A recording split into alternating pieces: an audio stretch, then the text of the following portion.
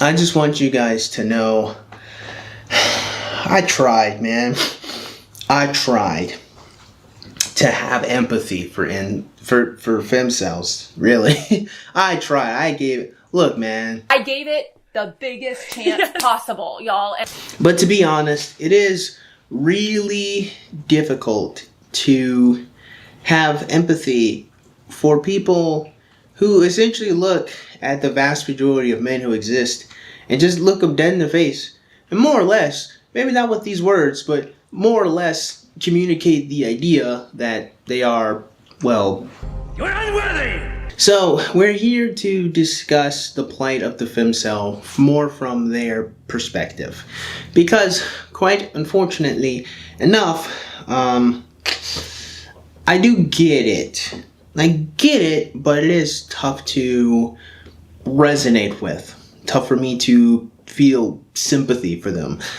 I have empathy, ironically enough. I know I did make a video where I said I didn't have empathy for them, but it's tough, and I'll explain why. From front to back, or back to front, or whatever. Let's start with the plight of the femcel, my great understanding of them, and I guess we'll just end the video with why I have an extremely tough time feeling bad for them, which is, I guess, somewhat cruel, but I guess maybe if I explain it, maybe you guys will understand why it's kind of tough to kind of feel bad for people like them. I don't know. Okay, fine, let's start. So what is the femcel's grand plight? Ultimately, if you listen to what they say, the femcel's grand plight is she can't find men that she wants. Not that there aren't men available, they're just not the men that she wants. Now, to be fair to the femcel, and this is me having empathy for them, just because someone wants you doesn't mean that you are under, as they like to put, any obligation of which to reciprocate that. Just because someone fancies you does not mean that you should care about their opinions or care about them as people or try to interact with them, date them, and understand them. That's true. The only problem is there's a great demonization of... I'm getting ahead of myself. I'm getting ahead of myself. It's just, I get it. Like, if we're just going to stop and discuss, it is true. Femcels, or any young lady for that matter, they're not obligated to like men or return men's affection just because men like them. Like, there's just, and that's just an objectively true statement. There's no real argument for that, I don't think, as far as I know, as far as I understand. There's nowhere you can kind of slide in just because a man likes a woman means that a young lady should give a damn about him. Don't worry, I'll circle back to this at the end of the video, or at least towards the end of it. To that extent, I must give femcels their right to exist. Now, of course, most people will then claim that femcels don't exist, and I would argue that that's not entirely true. Now, if you remove the involuntary implication from femcel, and if you just remove the fem from femcel, you just get cel, which is shorthand for celibate. As such, if females are abstaining from sex with men they don't want, then they would be, by definition,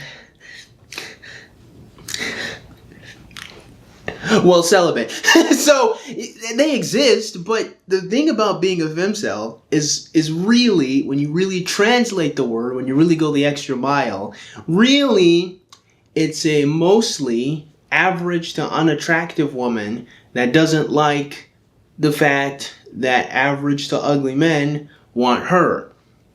And as vain as it might be, it's fair to not want to date people that you don't fancy. It's your prerogative. Now, therein lies the issue.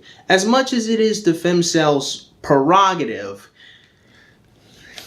how much ground does she have? See, I keep getting ahead of myself, right? Because as much as I get it, there's a lot of counterpoints to kind of the discussion on the topic that I keep trying to save for the later half of the video. Because I just kind of want the first couple of minutes to just be me laying the groundwork that it's fair to be, well, just celibate. Because that's what they are. They're just celibate. They don't like the men that want to date them. And they have no obligation to date those men. And if they don't find those men attractive, then it's just their prerogative. Now, I'm not coming from the school of Jordan B. Peterson and this nonsensical idea of Exhibit A. I would say to young men who are irritated at women is, if you're irritated at women, you know, as a class of creature, there's something wrong with you, because they're right. You're wrong. They're right to not pick you. If they're not picking you, it's because they're right. Yeah, I'm not there. And I'm also not from Exhibit B here. One of the things I see problematic in the so-called manosphere online, it's because all the men who are unsuccessful are clattering on about what's wrong with women. It's like, by definition, there's nothing wrong with women, right? If you're not adapting yourself to women, it's not the women's problem. Yeah, right, You know, exactly. It's your problem. And that's by definition. And it's the same thing in relationship to your relationship to the world, is that if your sacrifices aren't being rewarded, the right question to ask is, how am I prideful and blind? Not, how is the world constituted in an ill-gotten manner? I do think that it is absolutely women's problem, because women are a part of humanity, and sexual reproduction is what creates more humans in order to have the concept of humanity, and so it is kind of their problem. I know a lot of people look at dating as just simply just their validation machine and make them feel good, but in reality, we are talking about, well, the destiny of the human species. It is actually kind of that dire. Like, I get it, you know, you're like, I'm just a drop in the ocean, man. I'm just one person, man. But then the ocean is a collection of single drops. So, I'm just saying. My point is, the issue does need to be discussed, and the issue is extremely important.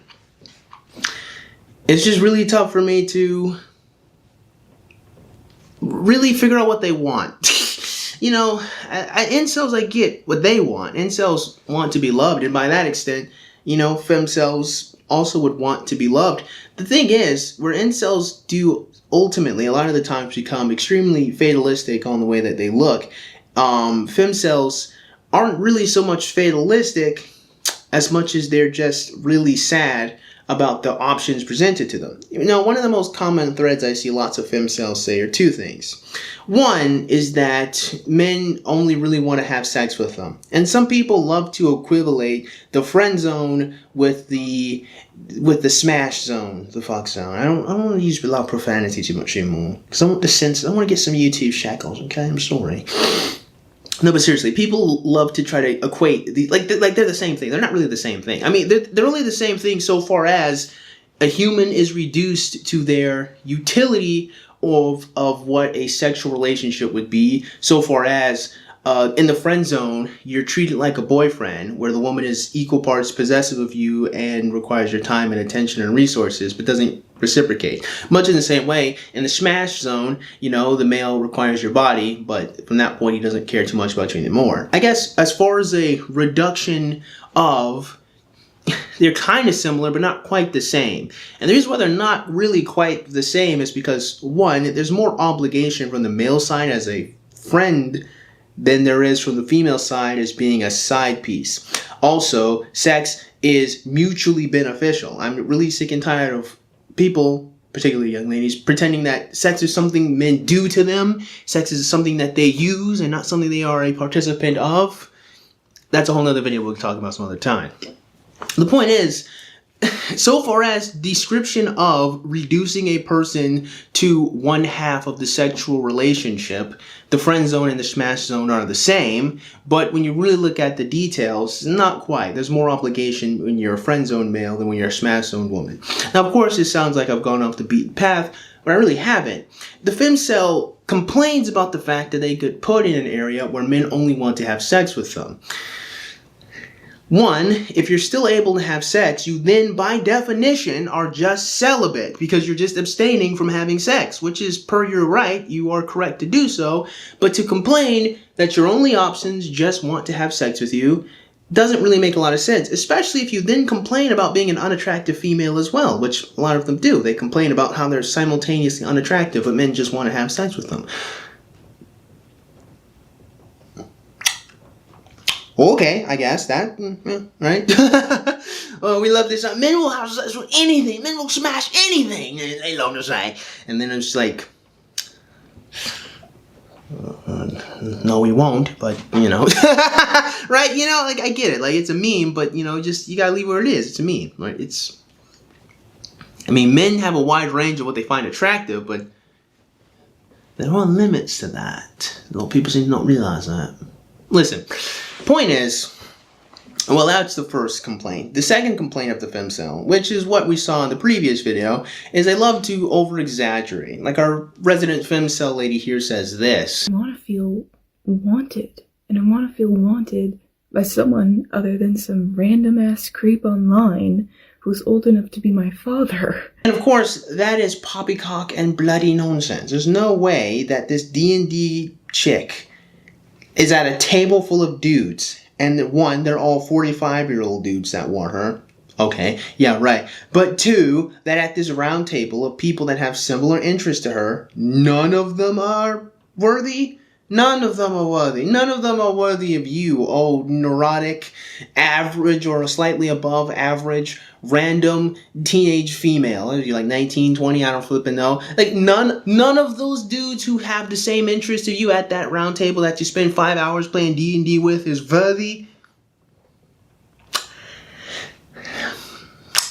See, that's kind of the thing, right?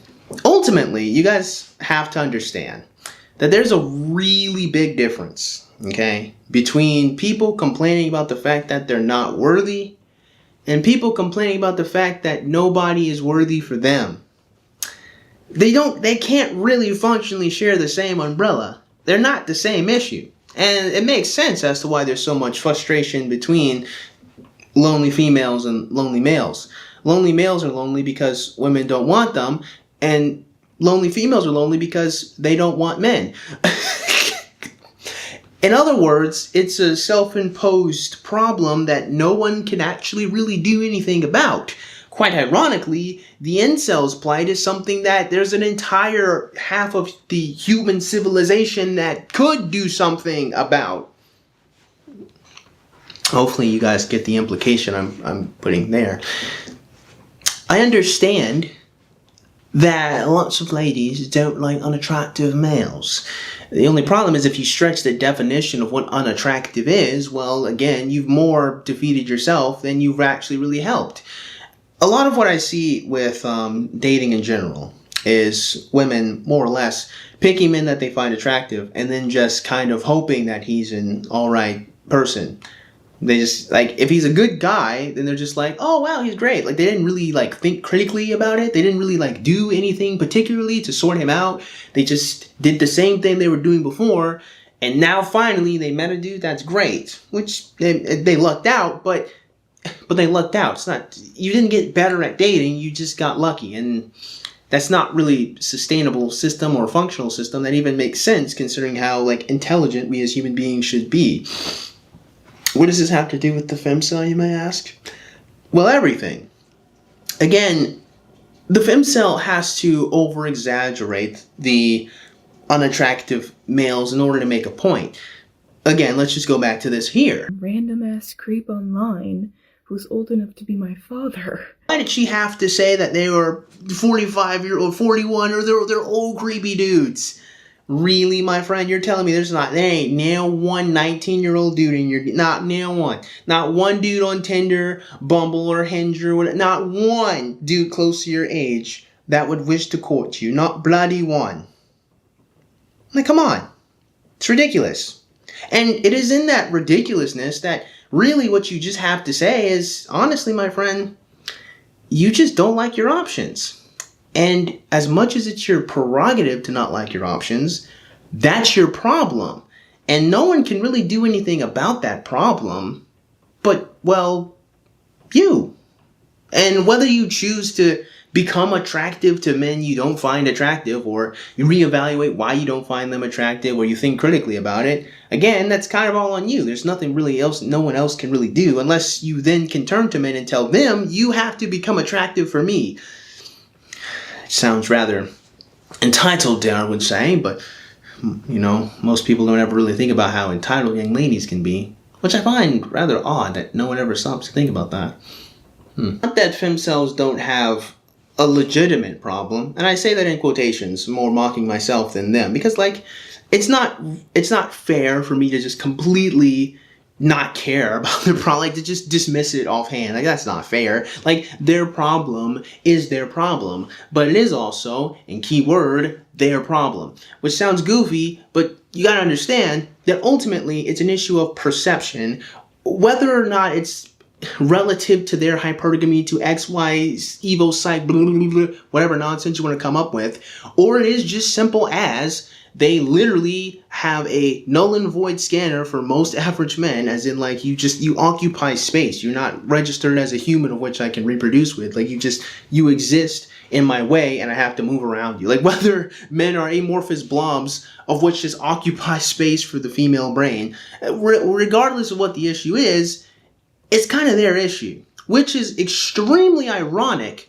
because most people oftentimes besmirch the incels' cries as their own personal issue, but not the femcells. Most people don't really stop to even discuss or talk about the fact that there are lonely women, but most people also don't talk about the fact that, or femcells don't talk about the fact that they hilariously enough can't even complain about being alone, which is interesting.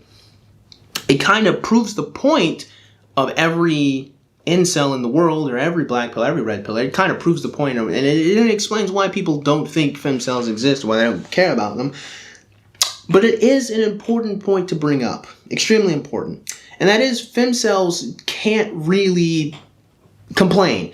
Not just because they get to the incredulous dudes that compare and contrast their experiences to theirs, but also because a lot of the times whenever women do complain about being alone, it sounds more like a broadcast than a complaint.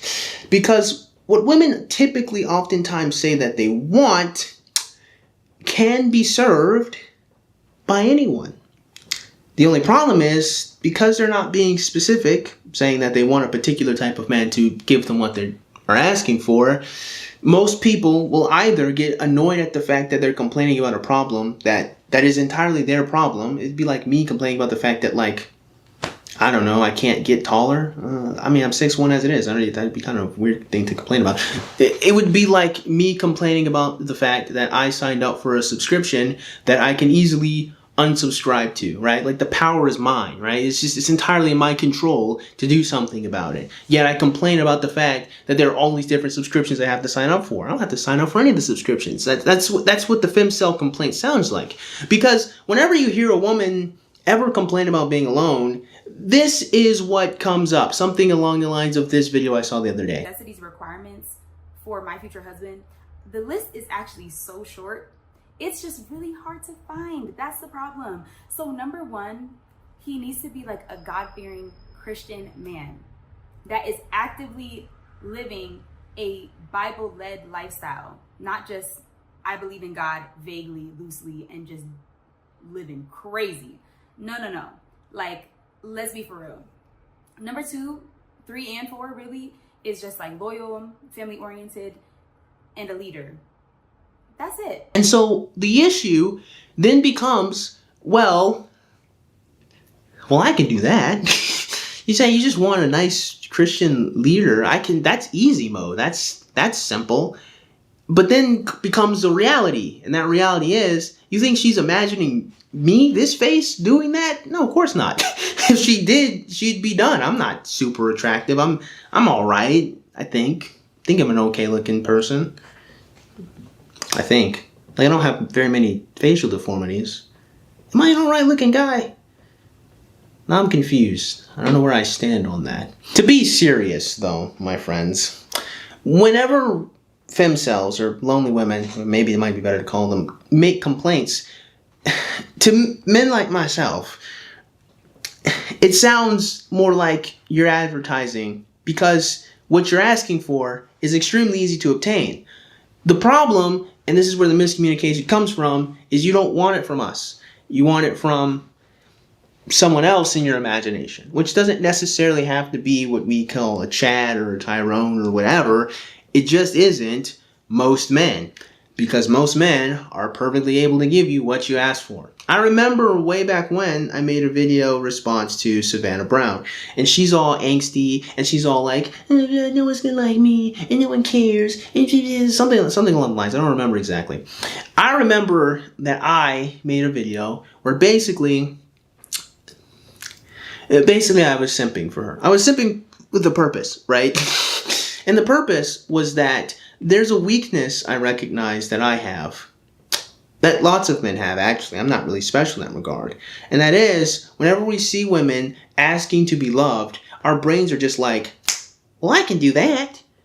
And that, my dear lonely female or femcel friend, if you've even made it this far in the video, which I doubt that you have, to be honest with you, that's why it's extremely difficult, not just for me, but for most men, really, any incel actually as well, to empathize and truly understand or have any sympathy for such plight. Because when you complain about the men that you want, you don't add the caveat that it's a specific attractive man of your dreams or whatever you imagine or think of.